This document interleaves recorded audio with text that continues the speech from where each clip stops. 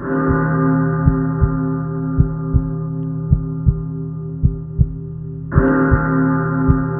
was a regular night.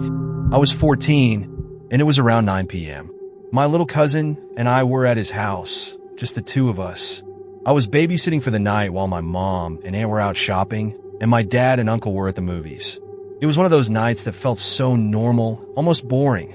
The house was quiet except for the TV, and my cousin was just absorbed in his cartoons. But I wasn't. Something was off. I couldn't quite put my finger on it. But this unsettling feeling started to creep up on me. You know that feeling when the hairs on your arms stand up for no reason? That was me. I tried to shake it off, chalking it up to my imagination. I mean, the neighborhood was safe. We'd been in that house 1,000 times without anything weird ever happening. But this feeling, it wouldn't go away. I got up, trying to calm myself by doing something practical. I walked to the back door, checked that it was locked, then made my way back through the kitchen. That's when I saw him. There, right outside the window, was a man. He looked old, dirty, and his clothes were ragged, like he'd been on the streets for who knows how long.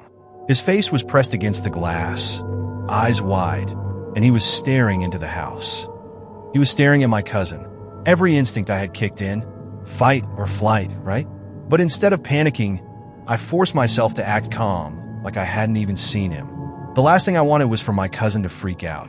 I turned to him and said, "Hey, let's go upstairs. Your mom wouldn't want you staying up too late." He didn't suspect a thing and followed me up the stairs. I kept glancing back, expecting the man to make his move any second, but I never saw him come in. Once upstairs, I tucked my cousin in a bed and whispered, "Stay under the covers, okay? And don't make any noise." I'm not even sure if he understood, but he stayed quiet. I headed back downstairs, my heart racing, and grabbed the first thing I could find as a weapon, a meat tenderizer from the kitchen drawer. Armed with that, I walked back to the window where I'd seen him. He was gone. My brain was screaming for me to check all the doors, so I bolted to the front door and checked the locks. Deadbolt secured. I ran back upstairs, grabbed my cousin's bedroom door handle, and sat myself down right in front of it. Then I called 911. The operator told me that the police would take about 30 minutes to get there. I knew my dad and uncle were too far away. They were at a movie at least 45 minutes out. So I was on my own with this. That's when I heard it. Glass breaking. The unmistakable sound of a window shattering from the main floor, followed by heavy boots hitting the floor inside. My mind went blank with fear, but I knew I had to stay focused. I whispered to my cousin, "Stay under the covers. Don't make a sound." He looked so scared, but he nodded and did exactly what I said. I gripped that meat tenderizer like my life depended on it. Footsteps echoed from downstairs, slow and deliberate. The man was inside, and I could hear him walking around, opening drawers and slamming doors. Then, the footsteps got closer, ascending the stairs. Each step felt like thunder in my ears. My body was frozen, adrenaline coursing through me, but I had to stay ready. I counted the steps. He was at the top of the stairs now, just feet away from my cousin's room. He opened the door to my aunt and uncle's bedroom first, then the bathroom.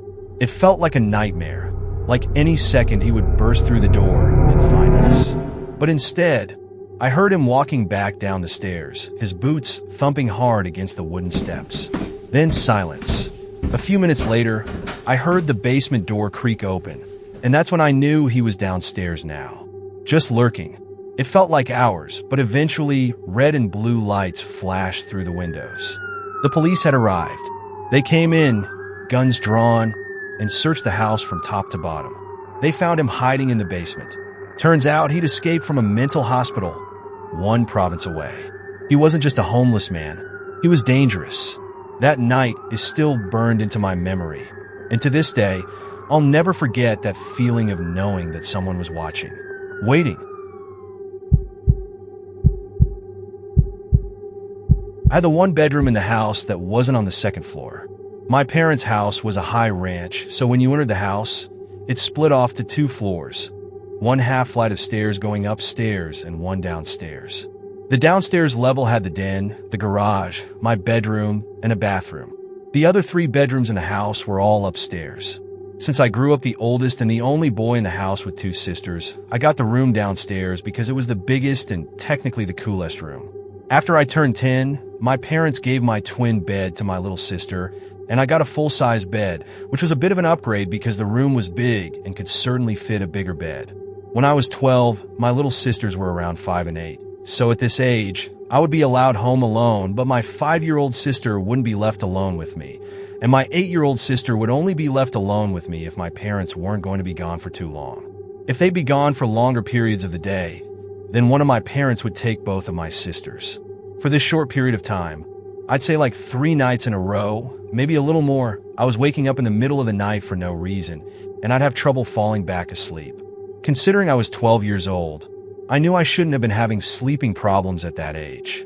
I was sleeping with the fan on next to my bed because it was a hot couple of days in the middle of the summer, so I wasn't sure what exactly was waking me up, considering the fan provided a steady white noise. One of these nights, I got up after waking up to refill my glass of water. I went to the bathroom right outside my bedroom, and as I was filling it up, I thought I heard something come from inside my room.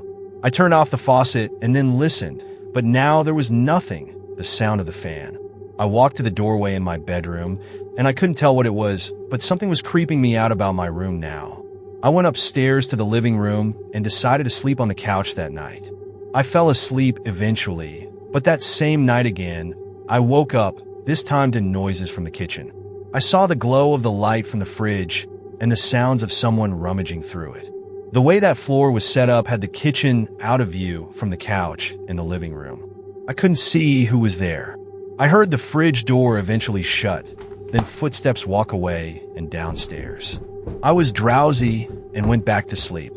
I believe it was the next day that my mom was folding clothes in my room, and she told me my room stunk, and I needed to clean up whatever that smell was. I ignored her because I really didn't smell anything. I wish I didn't ignore her though. That night, our dad put the air conditioning on because it was simply too hot. After we all watched a movie as a family, everyone started getting ready for bed. I went to my room and played video games for a little while before getting sleepy. By that time, I turned off the TV and console and rolled on my side to go to sleep like I always did. Tonight, I didn't have the fan on because the air conditioning was on, so there was just the sound of the air blowing out from the vents in the ceiling. I fell asleep, but once again, I woke up not long after. I didn't know what the sound I heard was. All I heard was the vent fan blowing air. Then, when it stopped blowing air, the room was silent, and I heard something breathing, but it wasn't my breathing, though. I looked around the room. The closet door was shut, so there was no way it was coming from there. Part of my childlike innocence assumed it was my younger sister playing a prank. I got on the floor and looked the one place I could think to look, under the bed. I lifted the little piece of cloth that dangles at the bottom of the bed, and there was a very large person laying underneath my bed on a pile of blankets. Their head was facing me, but their eyes were closed. I fell backwards and basically crab walked out of the room, screaming Dad. I heard my parents' door swing open and my parents yelling and concerned. I pointed into my room and said under the bed, and my dad went and pulled out this very large, dirty-looking man. I remember my dad quite easily physically forcing the man outside as my mom called 911. I'm sure he went to jail for a while. Or maybe not because he was homeless. Who knows? This did a lot of mental damage to me, where I didn't even want to sleep in my own room anymore, let alone in that house. I had to sleep in the middle of my parents for a while. Then my dad installed security cameras all over the house. We threw out everything that was open in the fridge because we had no idea what he put his mouth on in there. The fear of someone being under my bed stayed with me for a long time, years to come. We didn't even know how long he was hiding under my bed. It could have been a few days. The smell, the person going through the fridge, the randomly waking up every night for a few days. Whether he meant harm or not, having someone hiding under your bed is every child's biggest nightmare.